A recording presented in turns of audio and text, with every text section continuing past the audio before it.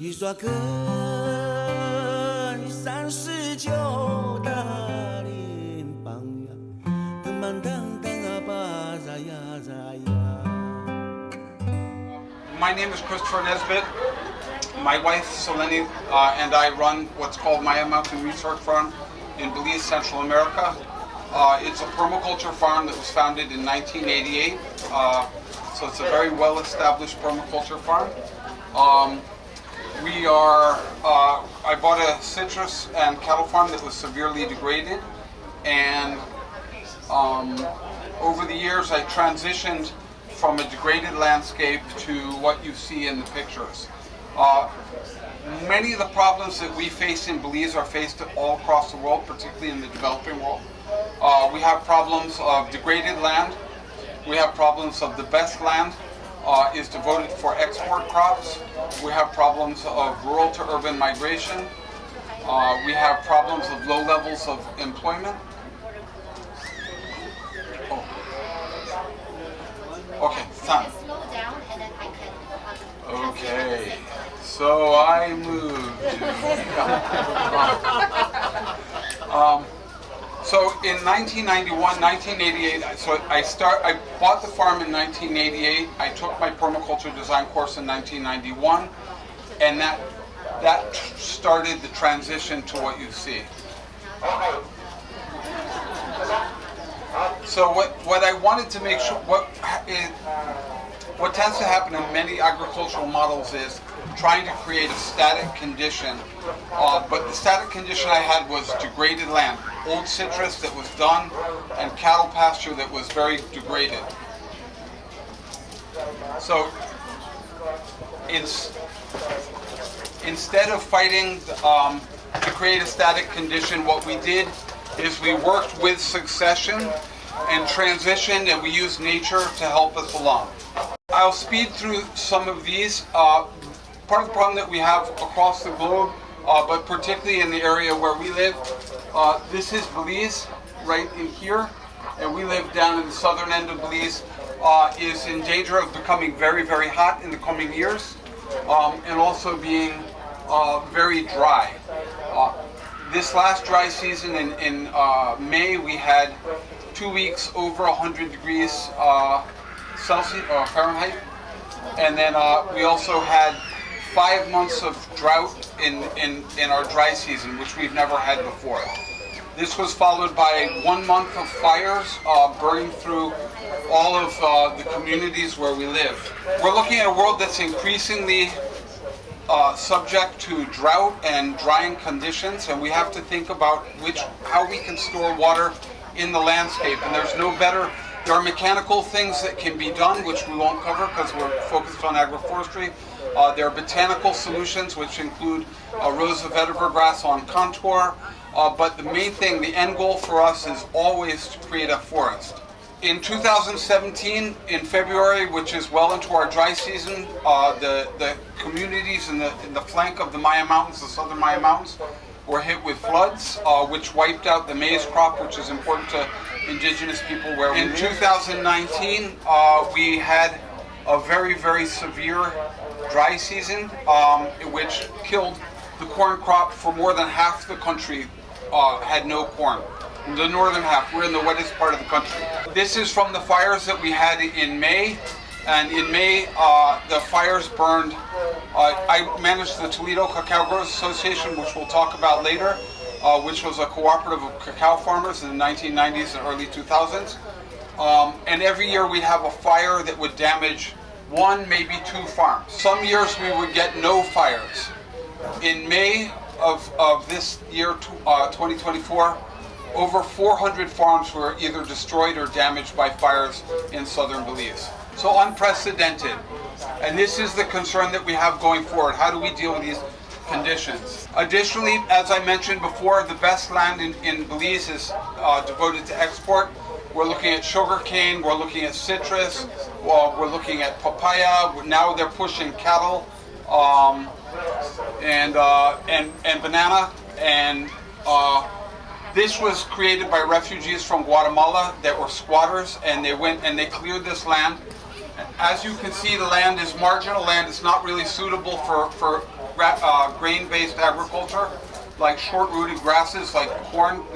Was planted to maize, and most of it that is limestone, heavy limestone soil.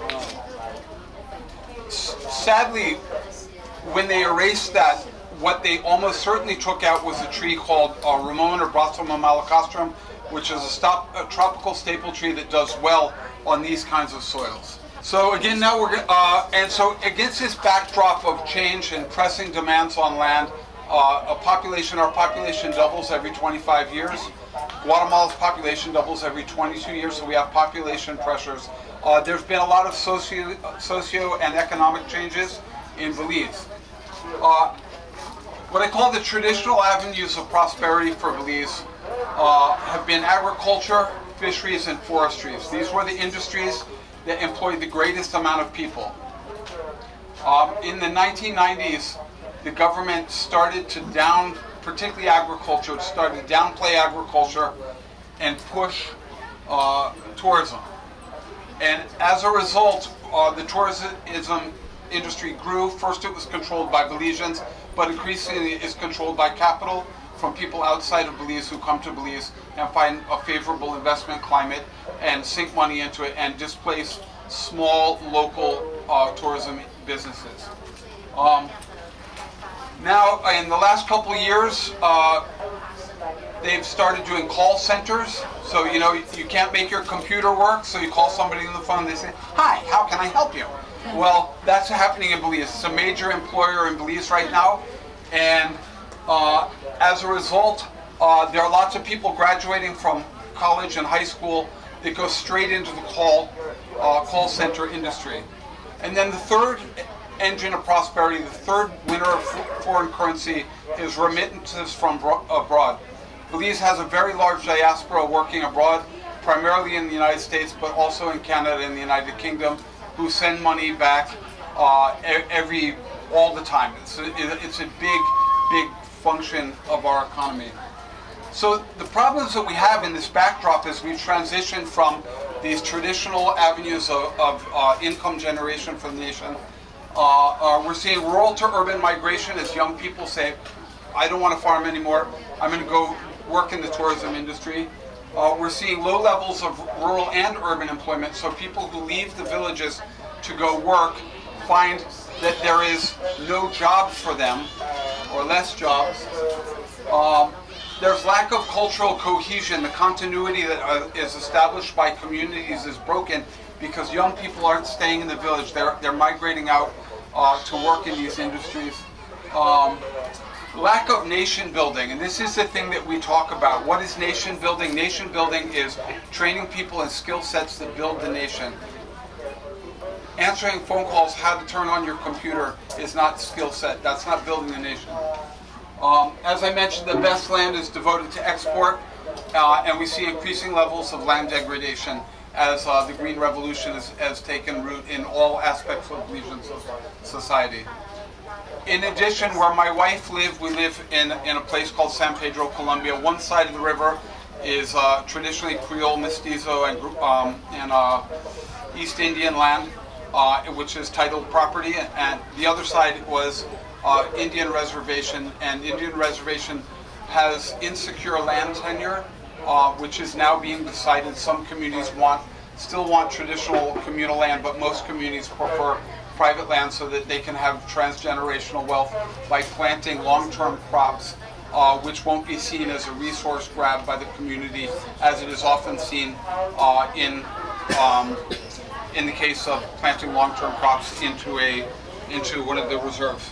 There are many solutions. This is from Project Drawdown. It's one of the best resources out there for how to deal with climate change and ways to draw down carbon. I'm not going to go into all of these, but this is a list of solutions. Some of them afforestation, agricultural intensification, bamboo, biochar, carbon farming, composting, farmland restoration, indigenous land management, multi-strata agroforestry, which is what this talk is primarily about, pasture cropping, regenerative agriculture, silvopasture. This is stable tropical trees, but it's supposed to be tropical staple trees. Tropical staple crops we'll talk more about that. They have fantastic ability to provide food at a very favorable energy return on energy invested ratio. And yes, so next, we're not going to go into that in great detail, but the things that are the most important that we do are multi-strata agroforestry systems, tropical staple trees, bamboo, and biochar, and yeah, so those are all very important. So what we're talking about degraded land. How do we transition from a degraded landscape? I'm going to walk over here. It'd be like one of those guys on the TED Talk. Get everybody's attention. How do we do that? Instead of fighting to create this static condition, we're doing the equivalent of biological Aikido. We're just working with nature, and we're mimicking the process of succession that you see in a natural forest. Now, the most important players in the early years, you need yields. You need food, you need marketable crops, etc. So these are a list of pioneer species. We have banana and cassava, those are starches. We have pigeon pea, which is a protein, and a leguminous tree. All the plants in italics with asterisks are leguminous. We have pineapple, which we use on contour to control erosion and accumulate soil. We have chaya, which is a euphorbia, leafy green, high in protein. Chipiline, which is a leguminous plant, the leaves are edible. Papaya, sesame, vetiver, jicama, etc. The services that our pioneer species provide are soil retention, soil moisture retention, improving the soil structure, quick yields, a yield within 3 months to 2 years, depending on the species, and nitrogen fixation to boost fertility. And the yields, of course, are staple crops, marketable crops, fodder for animals, green manure, biomass, and fuel. So what we do, this is actually a view of our farm. Every single tree that you can see, we planted. This was cattle over here, that was all citrus.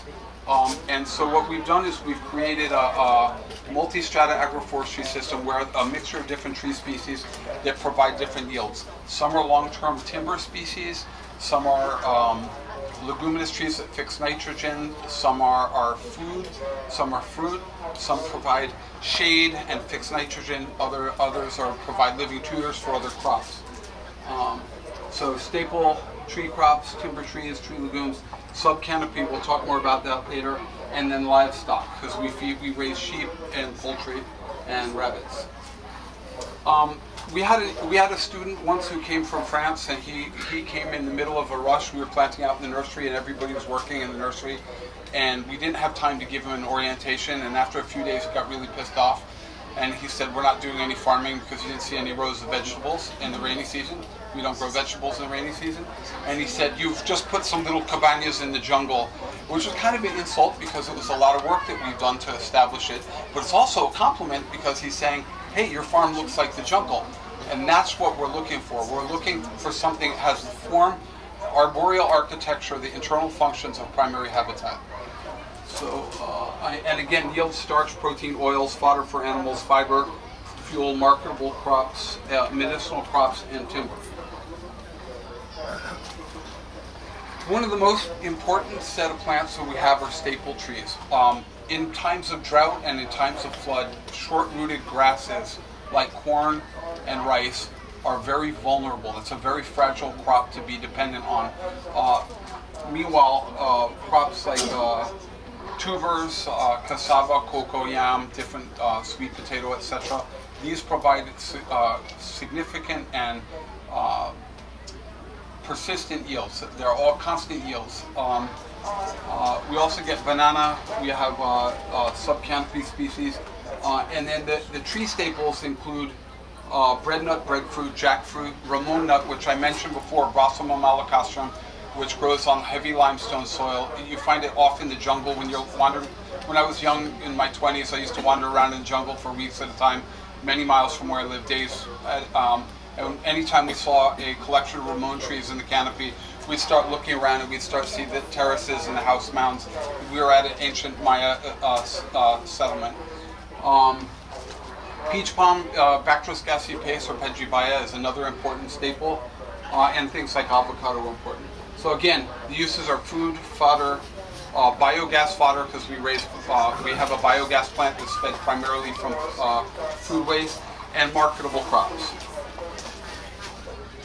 Energy return on energy invested is very favorable for this form of agriculture. You can see this is Marlon Sutherland, who lived with us on and off for about a year from Belize City. He and I went out and collected one morning in maybe 45 minutes. We collected all of that from not far from the house. Off camera, what you can't see are 2 buckets full of the Artocarpus camansi, also known as bread nut, a relative of breadfruit, which is, or they call it castaña in Spanish, very high in protein, and a energy off the charts in terms of return. One tree can give you up to 1,600 pounds of food a year, and so a few of them, it's excellent fodder for animals. Poultry like it. If you cook it, you make biochar while you're cooking it. Pigs like it, and humans like it. We make flour with it. We make pancakes with it. It's lots of fun.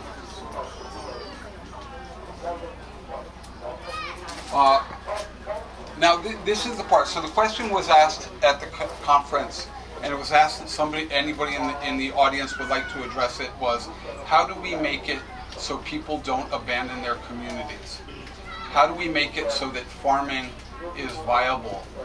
And the one way you make it with a multi-strata agroforestry system takes a while to establish, but once you start to get a canopy, you get what we call sub-canopy species. I like to refer to them as anchor crops because they make carbon drawdown on a landscape level possible because they provide the economic yield and the long-term multi-generational incentive to maintain it. If you say, oh, this is a forest reserve and you plant nothing but trees, 20 years from now you might be dead and gone, and the people say, why? Well, we need to go plant something somewhere, and they'll go chop it down because they need a yield. A multi-strata agroforestry system is going to provide food, fiber, fuel, marketable crops, and medicinal crops. And sub-canopy species are things like cacao. Other sub-canopy species are crops like turmeric, which was introduced to Belize by the British when they bought over indentured servants from India, and one of their many horrible acts of 19th century atrocities. And this is Amber Albee, who was a student that was with us for quite some time, who went on to be a Peace Corps in Madagascar, I believe. And this is all turmeric that we collected.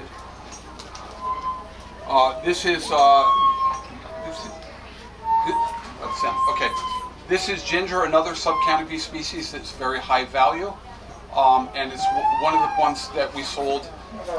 We got $4 US a pound for it during the pandemic, and we sold about a ton of it.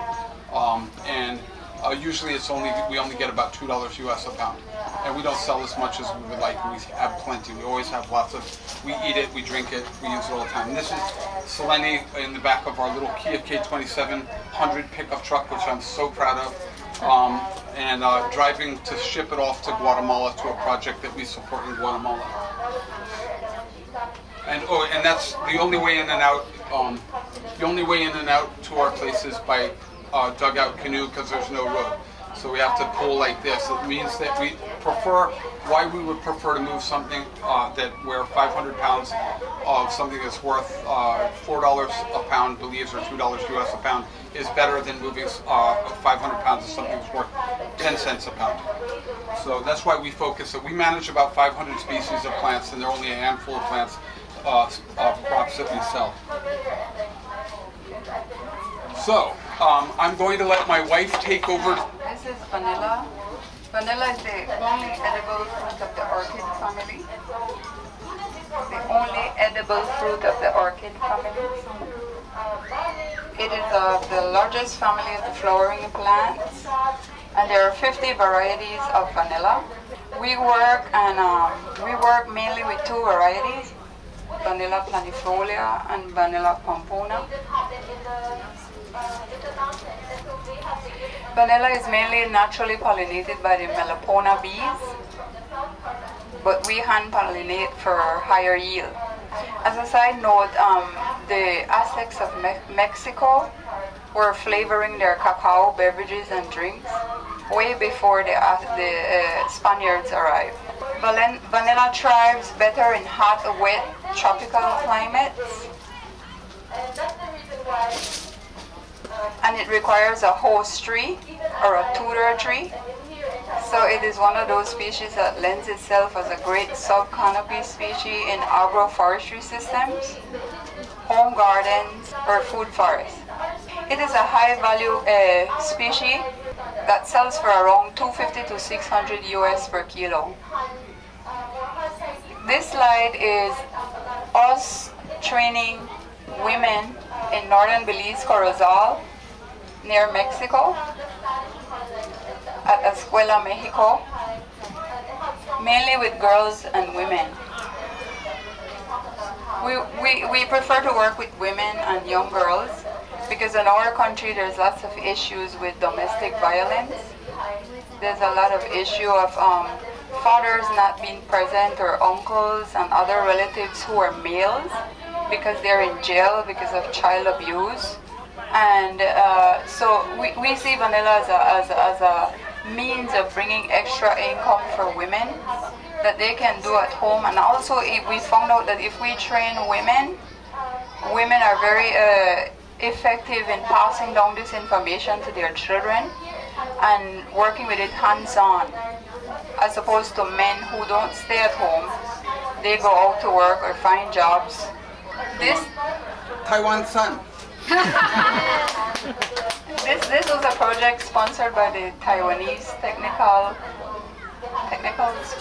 mission along with the government of Belize. It was in a refugee community in southern Belize, a community that speaks mainly Spanish. It was also done at a high school where we trained mainly women and mainly the females. We see some men in the picture, but they were busy doing the other labor-intensive work. Thank you, Celini. So one of the things, so the question is, how do we move information down? So what we found is that for farmers, many farmers didn't go to school, so the pedagogy of I am putting wisdom on the chalkboard and the scribe-like recording of the wisdom that's not a tradition that works well. What we found is the lateral movement of information, what we call farmer-to-farmer training, is the most effective way to move information from one target group to another by hosting things, what we call field schools, where people come and work in the field. I learned that when I was working at Toledo Cacao Growers, and then the lateral movement of information makes for better information transfer, and if followed by extension. Extension ideally in agroforestry should be a minimum of 3 years till the crops start to give enough yield that the farmers have an investment in the land that they're managing in agroforestry. This can't be done in 6 months. That works well. This was a school. We went to Cuba and we watched a woman named Pandora Thomas talk, and she talked so passionately about working with people in prison and whatnot. We were like, we could do more. And so we were going to do it in Belize City. It didn't work out for a host of reasons. And then this is a local indigenous-led high school called Tumulkin School of Learning. We're friends with the board of directors, and we asked them if they would like a year-long permaculture design school class for the entire school. So this was at the end of the school year. So what the pedagogy of permaculture design courses lends itself to lateral movement of information. That's why I love permaculture, because it's really easy. You get into some of the more esoteric stuff in permaculture. Some of the students are not going to get all of that, invisible structures, etc., etc. But when they go see it in the field, they're seeing some of that this is like a multi-strata agroforestry system, or composting system, or a biogas plant, or whatsoever, or biochar creation, and seeing the difference. If you get that going on, the information transfer is very high. The permaculture design course is a fantastic pedagogy for lateral movement of information. This is a permaculture design course, and somewhere in there I can see Albert Bates. He's in there somewhere. I don't know where he is. And then that's my daughter. And I don't see Albert, but I know he's there. Oh, yeah, he's right there. There's Albert Bates. So I'll just plug my friend Albert Bates. If you ever get a chance to see or hear Albert Bates speak, do not miss it. He's the smartest person I've ever had a cup of coffee with. And I have a long, drawn-out relationship and friendship with him. Conversation that's lasted many, many years, of which I am really privileged to be a part of that conversation. We got funding through Lush Cosmetics to host a permaculture design course. I think it's 64 students over a 4-year period got full permaculture design courses, and we were careful to pick from the different groups in Belize, Quechua Maya, Mopan Maya, Garifuna, and Creole, so that we get a little bit of everybody and move them back. And some of that was done through partner NGOs who selected the people that they thought would be most suited. Because one of the things is, I may meet somebody who can talk a good game, but you talk to somebody in their village and they say, no, he's not going to hang around. As soon as tourist season comes, he's going to be driving a golf cart out of Kikaka. And so when all the scholarships that we get input from the target community. Another one, this is Inga alley cropping training that we did up on the border. This is a community of primarily indigenous refugees called Halakte, and we worked with them on a project in 2022 on behalf of another organization. What's that? Oh. Okay, we're good? All right. So again, lateral movement of information, get people out in the field. And the other thing is, I'm not doing it right now because I'm taking this very seriously. See how seriously I'm taking it? But we like to make our students laugh because laughing students are engaged students. So no laughing. Yeah. These are farmers from the same community that came to our farm, and we were talking to them.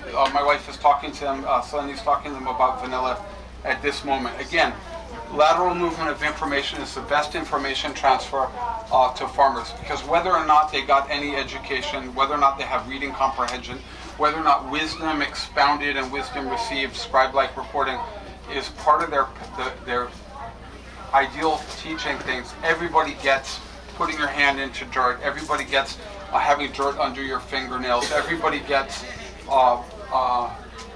labor. Everybody understands that. So lastly, other forms of communication that we use for lateral movement of information.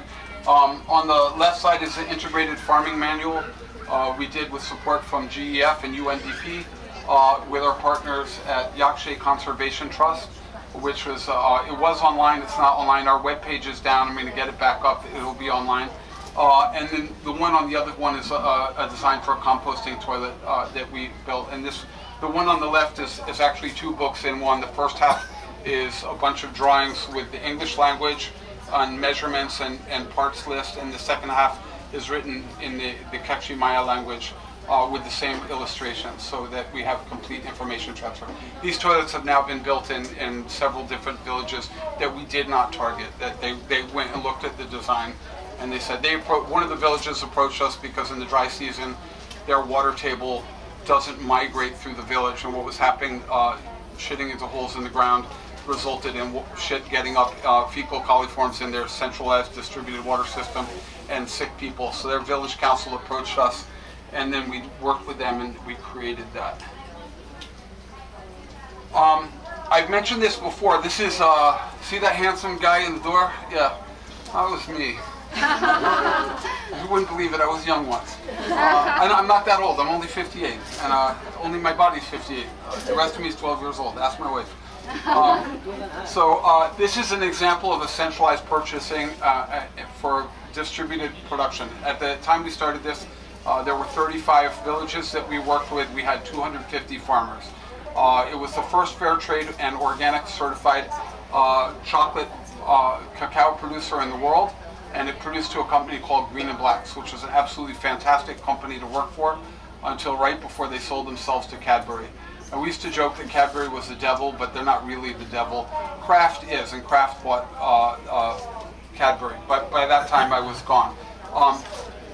What we did is we were able, because we had farmers in all these different villages, and no farmer's ever going to get enough cacao to export on their own, not unless they're highly capitalized.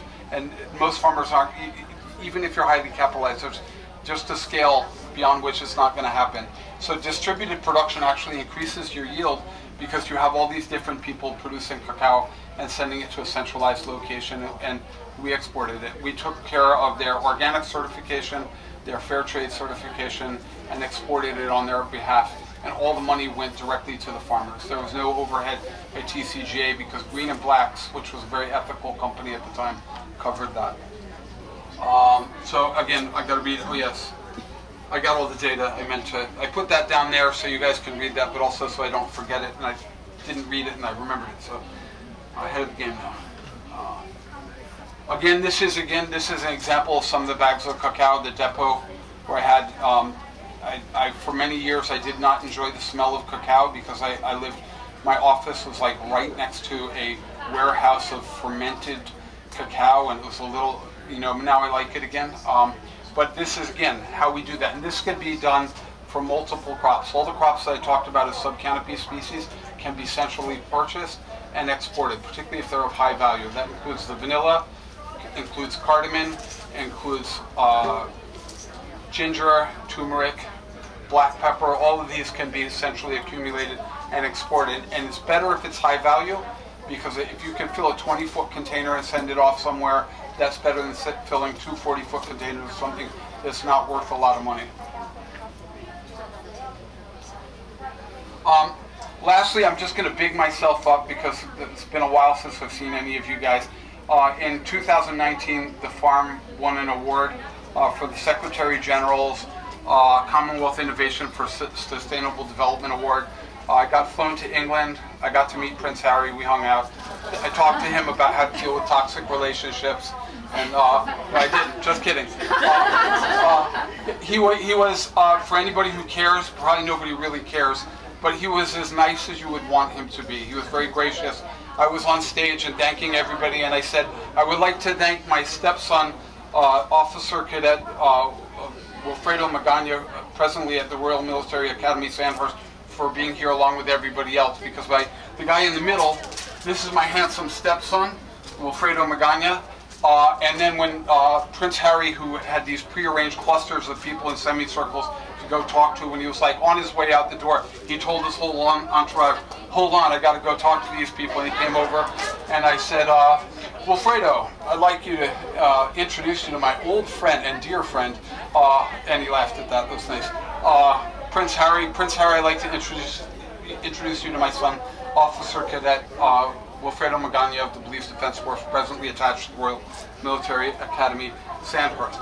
One of the things that I put this in here is because it was very validating for me, because I've been doing this for many, many years and nobody really cared, and whatever, I didn't do it because I thought anybody would care, I just did it because I liked doing it. But it was very validating for me, but it's also very validating for what we're talking about here at this conference. We're talking about sustainable livelihoods, we're talking about income generation, we're talking about building community, and building community, in my opinion, is probably the biggest takeaway I took from the conference. The projects that I saw that impressed me most were projects that were working on community. And so we got an award for this, for our work on carbon drawdown, food security, degraded land repair, market access, climate change mitigation, and climate change adaptation. With that, rather than hear me prattle on some more, we can go to questions. And thank you very much. Oh yeah, hold on, Celini wants to say something. On a last note, a little bit off topic, I'd like to just extend my gratitude to the Taiwanese government, because if it wasn't for them, we wouldn't be here. Because of the work that we did and the sponsorship that we got from them, it made it financially possible for us to be here. I'd like to also mention that the Taiwanese government has great relationships with Belize, and they sponsor scholarships for university students. They sponsor bridges being built in rural areas. They sponsor road construction in areas that really, really need it in Belize, especially during the rainy season. So I just wanted to end by saying thank you and Taiwan.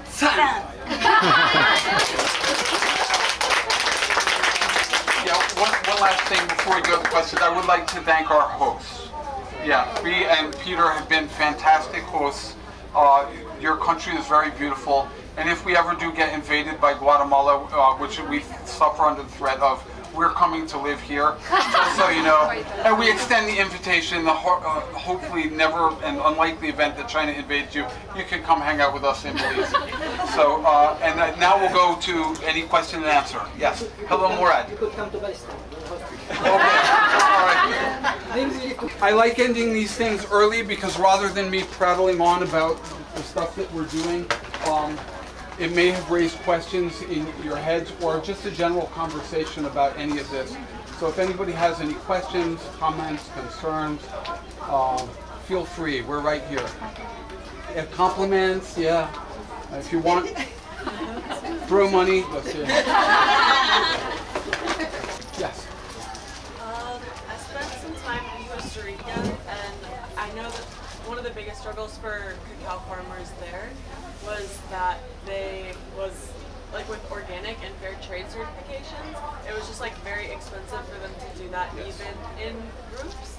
And so you said that you were able to like collect it and then handle the organic and fair trade certifications and export it, and 100% of the money went back to the farmer. So like, how did you do that? 'Cause that sounds like magic.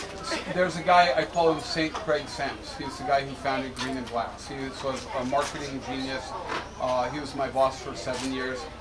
He is still living, he's an absolute saint of a guy. In fact, when he got out of the cacao industry, he sold out most of his interest, he got into biochar. And I didn't talk at all about biochar, but that's a big part of what we do. I still maintain a friendship with him. He's a really good guy. So was that company like a non-profit or what kind of? No, it was a for-profit company. He's like, we can afford to lose money on Maya Gold, which was the chocolate we were exporting, because we're making so much money on the other chocolates. Because the scale, TCJ was so small. I mean, we're exporting the big Toledo Cacao Growers Association. We export. I think the biggest year was like 50 tons. So that's not a lot in the cacao world. But he was willing to cover it. The sad thing is when Cadbury bought it, there was some changes, and then when Kraft or R.J. Reynolds bought it, they just kicked TCJ to the curb. There were also some problems of mismanagement at TCJ of funds, which happened after I left, and TCJ is now defunct, sadly. So you were working down in the Bribri, Talamanca area? Yeah. Okay, beautiful area. Yeah. Yeah, I really liked how. Did you make it over to Cocabo in Panama? No, I was working like near Sixaola and some of the plantations in the worker unions. Beautiful. Yes.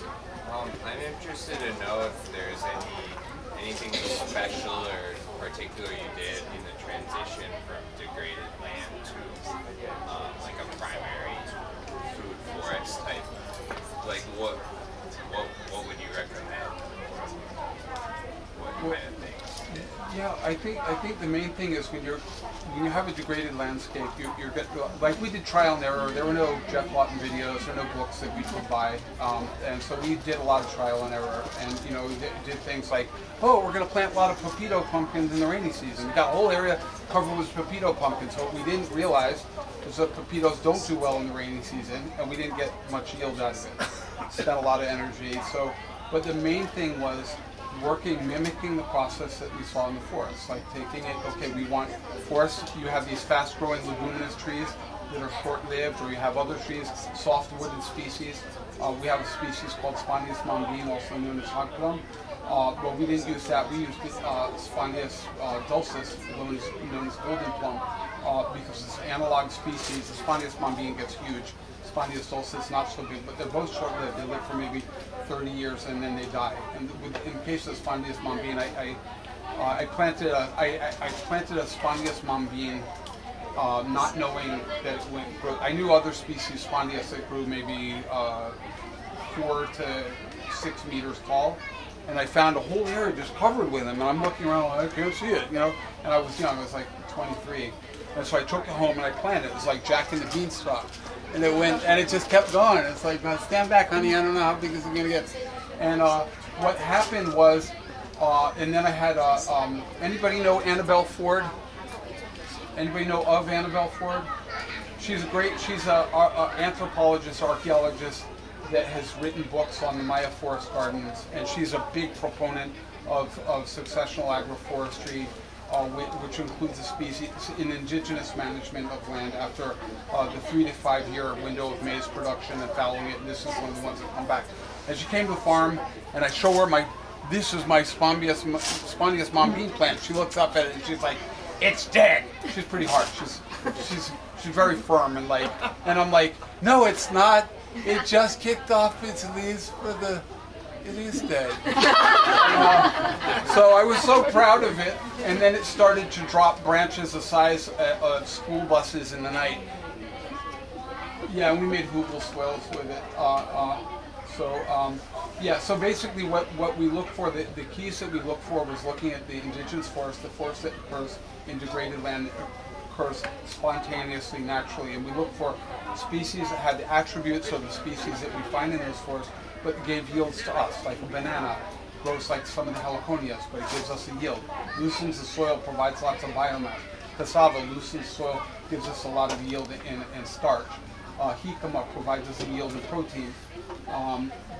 Plantain provides us a yield in, pineapple provides us a yield in fruit and marketables. We also make vinegar and wine, but it also can be planted on contour to slow the erosion and accumulate biomass uphill from it. In fact, when Celini planted a chili pepper into the biomass uphill where everything around it was dry, we were already in the dry season, and it lasted for 3 years. It was a nice big pepper that lasted for 3 years. We also did a lot of consulting with the Mayans in the area, because they already know the landscape, and we spend a lot of time working with them, and then them showing us what to plant, when to plant it, because they plant with moon and within certain seasons. So then we started making lessons.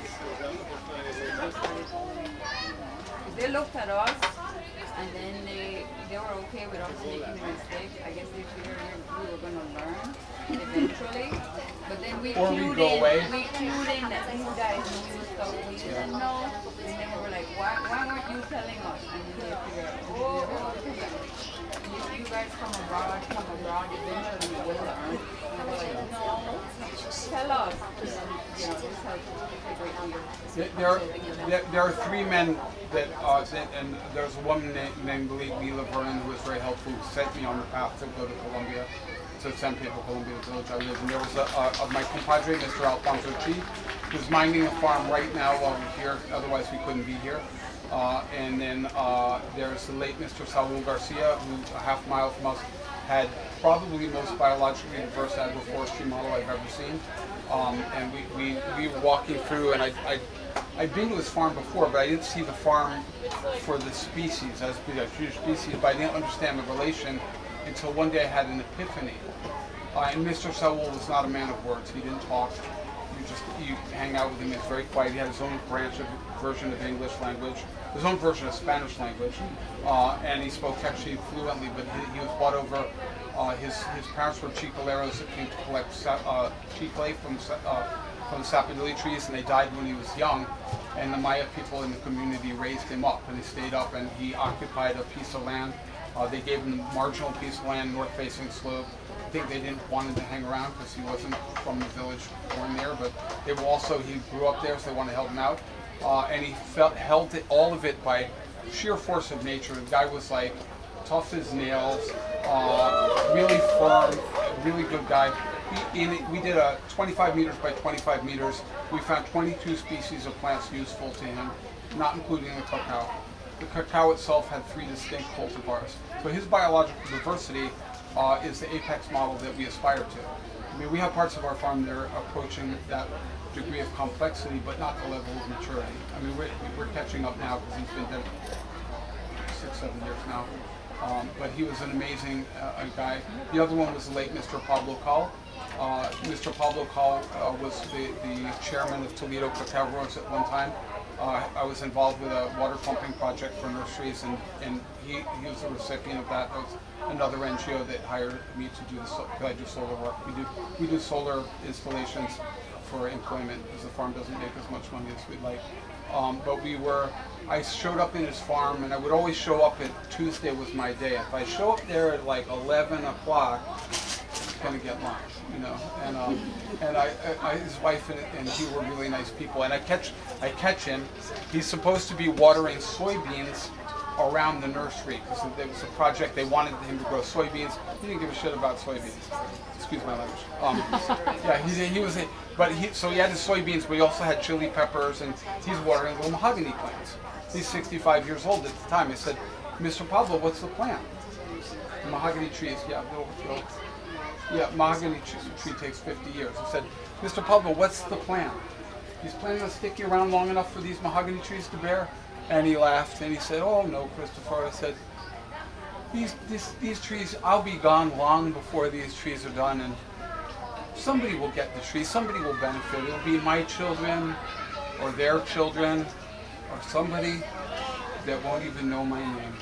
But I've got some work left in my body, so I'm watering my mahogany trees today. You know that Steven Spielberg gene, that spot that hits you right there, you're supposed to go like, go home, you know? I had was to look away like, oh yeah, Mr. Papa. Because it was the most beautiful sentiment I'd ever heard another human being say, and he said it completely unaware of how exceptional it was. So he was another one of my teachers. I learned a lot. In fact, actually, Toledo Cacao Growers Association is where we developed a lot of the theories that we have about the farm, because I got to visit every single cacao farm that was in Belize. I visited over 700 cacao farms in Toledo District. I visited dozens of farms in Costa Rica and Panama. I went to Venezuela. I went to the Dominican Republic on work, and I got to see lots of farms. And so, farmer-to-farmer exchanges and visiting farms, you can go and you can see, oh, that's working. That's not working. And you learn a lot by looking at other people's things. So if you came to our farm, we can point you to our mistakes, because we made some mistakes. Most of the mistakes we made were temporal. We're going to put the bread nut tree here, over there, and put another bread tree. Year 15, you look in the textbook, Agroforestry Perfection, page 72. Yup. 5 years later, it's like arboreal slow motion train wreck, and they're all, you know. So we learned a lot. A lot of it was through trial and error. Yeah. Any more questions?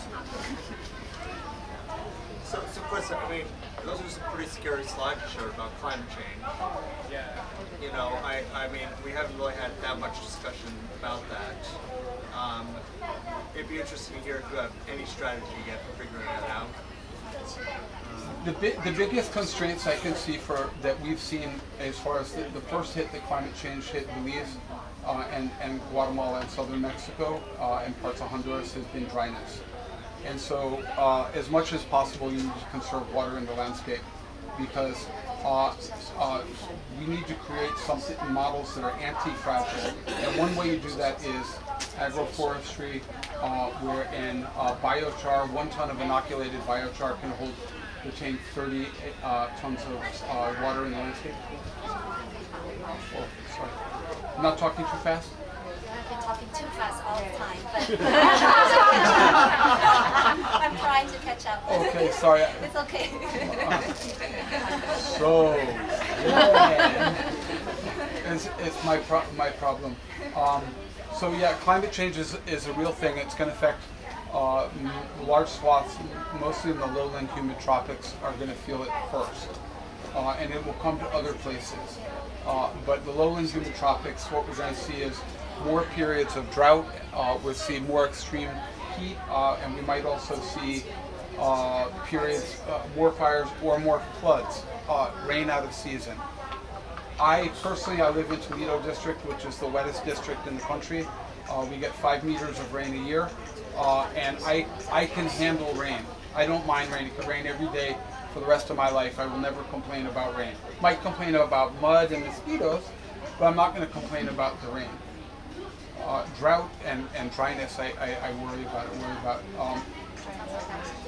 Yeah, so conserving moisture in the landscape is important, and moving away from corn, which is what Maya people grow. Not saying don't grow corn. I'm saying in addition to growing corn, grow intercrop with other tree species, and particularly focus on tropical staple trees like the Ramon nut, which is drought tolerant, and peach palm and mango, which is not really a staple, but it's also a yield. and jackfruit, the Artocarpus species.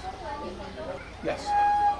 想请问一下，是说他教那么多学生，目前学习 PTC 的有多少人真正在实践？ You said that you taught so many people, trained so many people. So how many of your students are now practicing? We have a fair amount of students, but that have gone on to do that. But it's like if you broadcast grain, not every grain is going to grow and give yield. But the ones that have, one of our former students won a national award for his agroforestry system. Other students have gone on to teach agroforestry in their communities. We've had training in animal husbandry. We raised pigs where we fed them primarily staple tree crops: breadnut, jackfruit, breadfruit, peach palm, banana, plantain, cassava, etc. So that it not as much as I'd like. I'd like everybody that I take a permaculture design course to go and do that, or to do their own version. Maybe the agroforestry is not their thing. But yes, a good percentage. Yes. You mentioned that you have some groups where you make sure that your students come from different regions. How is the process? You go to them, you ask, and you invite them, or do they apply? It's not coming from them. It's several ways. But sometimes we're working with the community. So there's a community called Medina Bank. We built a water system for their village, and because we had a relationship with them, we said, oh, we've got this course coming up, and we're talking with the alcalde, which is like the mayor. It's usually a male, but they had the first female alcalde in the Maya world there, and she was no joke. I watched her hand out fines like, $25, because this law, she can hand out fines, the alcalde. So we talked to the alcalde, at that time it was a male, and we said, who would you recommend would come? And through him, because he's the head of the village, he picked out the people he thought would do the best job. Now, some alcaldes might be, yeah, I want my cousin and my nephew and my niece and my sister to take your course, but he wasn't that way. In fact, because we were working in the community, we knew some of the households, we'd been in some of the households he recommended. Others, like, will be working with an NGO, Yakshe Conservation Trust, who we did that manual with, and we said, we want you to find us 8 farmers. And they're working in more communities. We have not done a lot of outreach. We mostly focus on the farm. So we don't have, at that time, we didn't have the capacity to go find people. And so they found farmers that they thought would be most beneficial to their work and to their communities to come take it. And then sometimes we post on social media. And I mean, we posted on social media. We had 16 spots, and I think about 10 of them we got through social media. So we wrote back and forth. They told us what they were doing. We had to say. So the alcalde, Celini wants to know me to explain the alcalde. It's just like the mayor of the village. It's not political, it's appointed. Now there's a parallel government created by central government in Belmacan and called the village council, and they have a chairman, but that's, we're going to vote PUP or we're going to vote UDP, and UDP and PUP are both different degrees of ineptness and kleptocracy. So we try not to work through the village council. We try to always work through the indigenous structure of the alcalde. It's not always possible. Some villages, the village council inserts themselves, and you can't say no, you have to work with them. But we prefer work with the alcaldes. We also contact the environmental departments of high schools and universities, and we insist that if they're going to send only one of them, it has to be a female. All our scholarships that we give out have to be 50% female. Yeah, and I want to be clear about this. This isn't tokenism. We need to fill half the class with females. Women share information laterally more freely than men. Men tend to be like, I have a silo of information, and I'm going to grow my bananas better than yours. And women are like, oh, hey, this is what I'm doing. Oh, come take a look. Some guys share it, but not always. Men also leave to go join the army, or go become a police officer, or go be a teacher in a school, or go be a tour guide, and women tend to stay in their communities. So we get better returns on our energy invested if we work. We're at least 50% of scholarships are women. We also insist on women because in many of those Mayan communities, they don't see the value of educating women because they said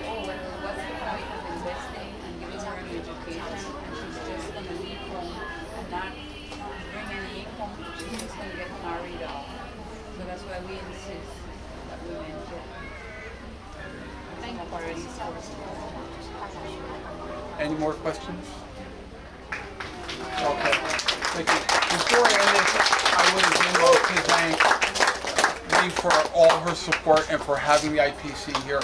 You might not know this, but Celini and I pulled strings to guarantee it would be here because Belize has a relationship with Taiwan and we wanted an excuse to come to Taiwan. And, so thank you very much for hosting us. Let's give her a big round of applause.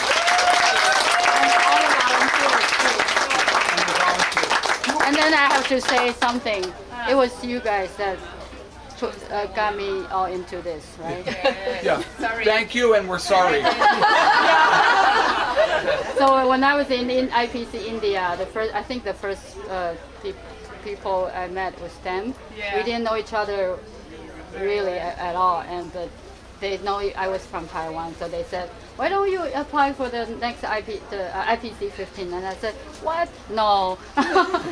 I never thought about that. But then every time we saw each other, and they would be saying, "You should apply." And she was like, "Why will they choose us?" Yeah. You don't worry about that. We will find you voters. Yeah.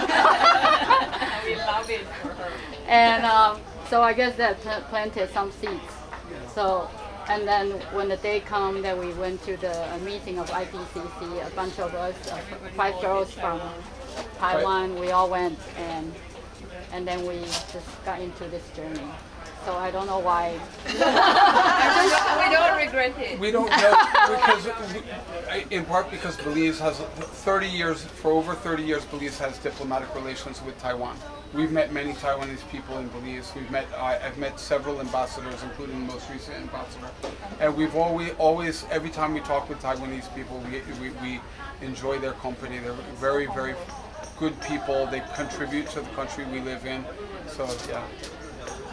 So I need everybody Let me to get. translate.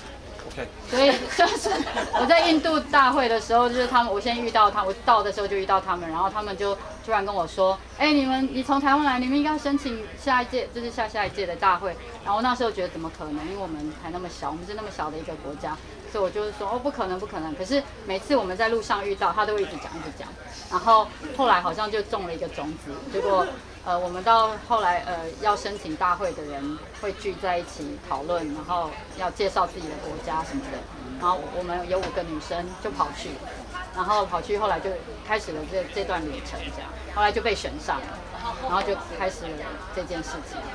所以这是一个很奇特的缘分。然后他们刚刚就讲说，反正他们就是所有他们遇到台湾的人，他们都很喜欢，然后很友善，所以可能这也是一个他们一直要我们找借口可以来台湾的机会，这样。Before we end, 台湾赞！